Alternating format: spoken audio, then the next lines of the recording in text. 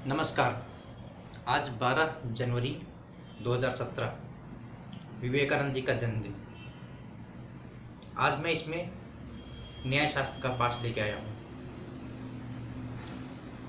वर्षों पहले न्याय शास्त्र की कठिनता को कम करने के लिए केशव मिश्र जी ने तर्क भाषा की रचना इस रूप में की कि ये बच्चों को भी समझ में आ जाए।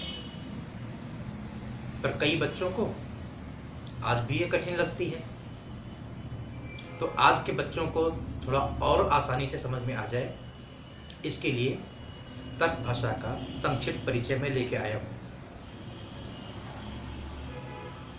तर्क भाषा में सबसे पहले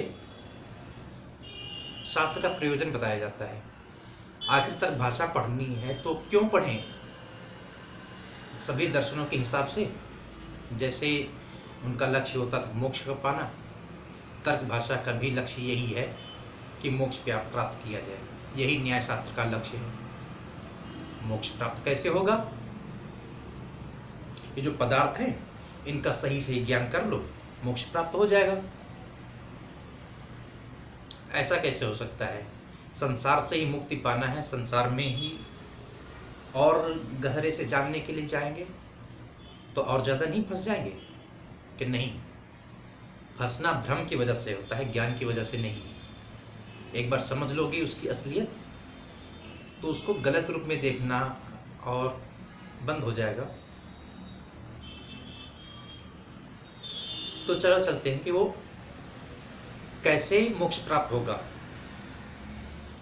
वो सीधे सीधे ये बात बताते हैं कि ये जो 16 पदार्थ हैं उनका तत्व ज्ञान कर लो, उनका सही से ज्ञान कर लो, मोक्ष प्राप्त हो जाएगा। 16 पदार्थ कौन?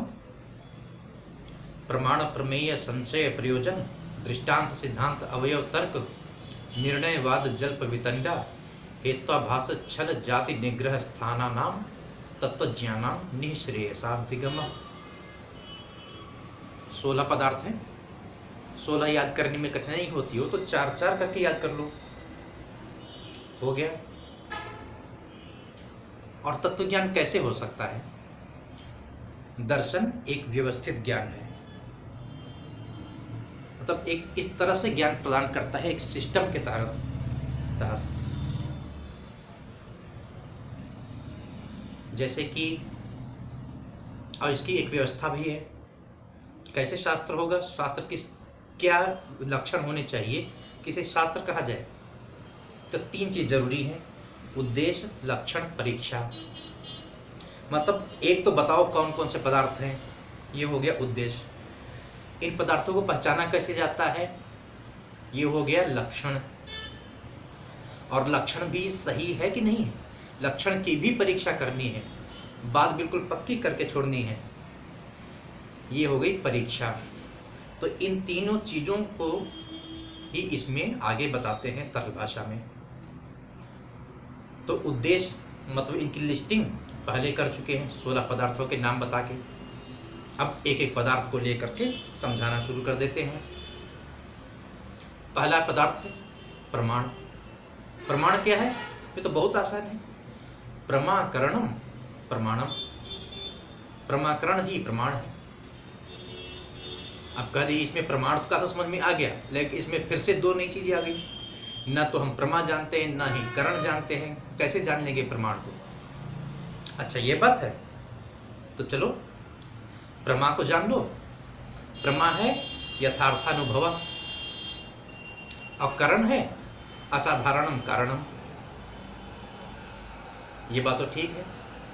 प्रमा का लक्षण बता दिया, करणम बता दिया, तो प्रमाण जान गए। लेकिन प्रमाण के लक्षण में न तो यथार्थ को जानते हैं, न अनुभव को जानेंगे, तो प्रमा को कैसे जानेंगे? और करण के लक्षण में न हमको असाधारण का मतलब पता है, न कारणम का मतलब पता है, तो करणम भी नहीं जानते। इसके लक्ष्य, इसकी जो परिभाषा थी, परिभाषा के अवयवों को ही नहीं जानते, तो इसमें क्या चिंता की बात है? आगे इनको भी बताते हैं। प्रमाकरणम, प्रमा क्या है? प्रमा का मतलब यथार्थानुभव। यथार्थ इसलिए कहा है कि संशय, विपर्य और तर्क ज्ञान प्रमा नहीं है। अनुभव इसलिए कहा है कि पहले का जाना हुआ अभी स्मरण कर रहे हो, वो चीज प्रमा नहीं है।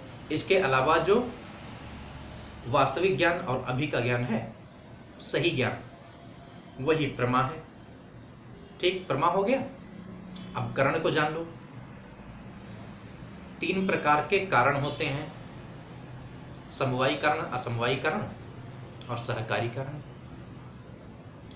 और इनमें से जिस कारण के होने पे काम हो जाए और जिसके होने पे काम नहीं हो, जिस कारण के होने पर काम जरूर हो जाए और जिस कारण के नहीं होने पर काम न हो सके, वह एक कारण असाधारण कारण होता है। और कारण का मतलब क्या? जिसकी वजह से या जिस चीज से कोई दूसरी चीज उत्पन्न होती हो, वह चीज है कारण। वस्तु के रूप में हो सकता है, परिस्थिति के रूप में हो सकता है, या अन्य किसी रूप में, दशा के रूप में कोई कारण हो सकता है। ठीक, तो कारण समझ में आ गया। और अनेक कारण हो सकते हैं, पर कई कारण होते हुए भी कभी कभी कार्य नहीं होता। तो और कारण हैं फिर भी जिसकी कमी से काम नहीं हो रहा है और जिसके आ जाने पर काम जरूर हो जाएगा, वो कारण असाधारण कारण है। वही कारण जो असाधारण कारण है, वही कारण हो गया। ठीक, प्रमा समझ गए, कारण समझ गए, तो प्रमा कारणम प्रमाणम हो गया। एक पदार्थ पूरा हो गया। अब बाकी विवरण देखते रहना। और दूसरा पदार्थ पे आते हैं। प्रमाण के बाद प्रमेय। प्रमेय क्या है? जिन चीजों को जानना है। अब इसके लिए आप शिफ्ट कीजिए वैशेषिक की तरफ। वैशेषिक जिन 7 पदार्थों को कहते हैं, वे न्याय के हिसाब से प्रमेय है। इनको जाना जाता है, इनका सही ज्ञान किया जाता है, इनका ज्ञान प्राप्त करना चाहिए संसार को समझने के लिए। ये क्या है? द्रव्य, गुण, कर्म, सामान्य, विशेष, समवाय और अभाव। अब इन 7 पदार्थों को जान लीजिए। आपने प्रमेय जान लिया, प्रमा जान लिया, प्रमेय जान लिया, और इसमें तो लगभग आधी पुस्तक पूरी हो जाती है। उसके बाद के टॉपिक छोटे छोटे हैं, उनको पढ़ लीजिए। प्रमेय में जो 7 पदार्थ हैं, द्रव्य, गुण, कर्म, सामान्य, विशेष, समवाय, अभाव। द्रव्य क्या है? 9 है। कितने? 9 है। ये द्रव्य क्या है? 5 महाभूत, फिर काल, दिक्, आत्मा और मन। पृथिव्यप तेजो काल दिगात्म, पृथिव्यप तेजो वायु आकाश काल दिगात्मा मनांसी। ये द्रव्य हो गए। 24 गुण हैं, 5 कर्म हैं, ऊपर जाना, नीचे जाना, फैलना, सिकुड़ना और एक जगह से दूसरी जगह जाना। द्रव्य, गुण, कर्म। सामान्य, जिसे और दर्शनों में जाति कहा गया है, जिससे अलग अलग चीज़ों में एक होने का भाव होता है, जिससे अलग अलग चीज़ों को एक में ग्रुपिंग कर सकते हैं, वो सामान्य हो गया। विशेष, किस चीज़ के आधार पर हम एक चीज़ को दूसरी चीज़ से अलग जानते हैं, वह पदार्थ दोनों में रहने वाला विशेष है, ये अनंत है।